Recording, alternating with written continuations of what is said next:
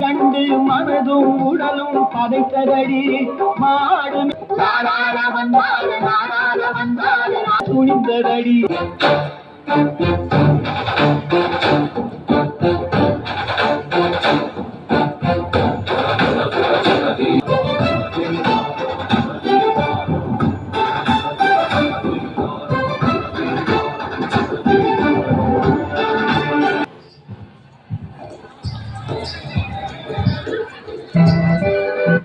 நம்மோட முதல் குறிக்கோள் நாட்டுல வறுமையை ஒழிக்கணும், அறியாமையை போக்கணும்.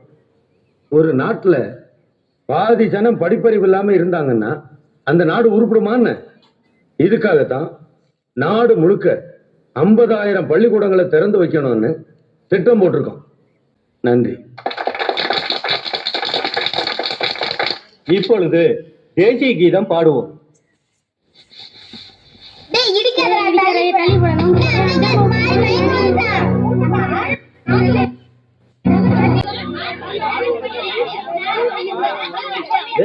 தூக்குன என்ன என்னாச்சு? காலையில என்ன சாப்பிட்ட? சாப்பிடல. மந்திரி வராரு, கூட்டத்தை கூட்டணும்னு பிள்ளைங்களை சாப்பிட விடாம எடுத்துக்கிட்டு வந்துட்டியா? ஏன்பா சாப்பிடல? சாப்பிட எதுவும் இல்ல.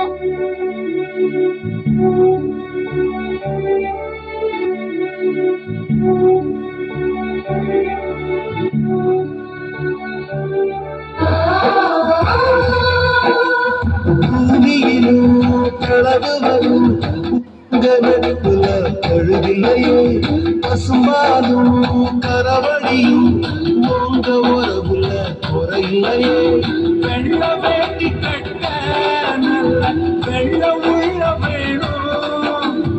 உங்க முகத்தை கண்டா எங்க தாய போல தோடும்.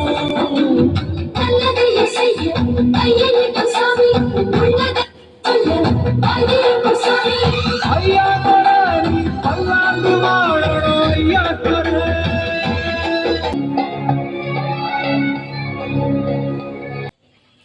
எனக்கு ஒரு யோசனை தோணுச்சு.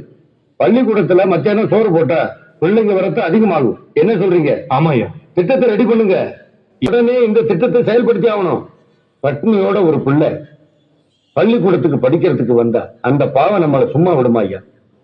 இந்த பாருங்க, கவர்மெண்டால எவ்வளவு காலம் முடியுமோ அவ்வளவு காலம் பிள்ளைங்களுக்கு சோறு போட்டு படிக்க வைக்கணும். முடியலங்கிற நிலை வந்தா எங்கிட்ட சொல்லுங்க. இந்த திட்டத்துக்காக நான் ஊர் ஊரா போய் பிச்சை எடுத்துக்கிட்டு வர்றேன்.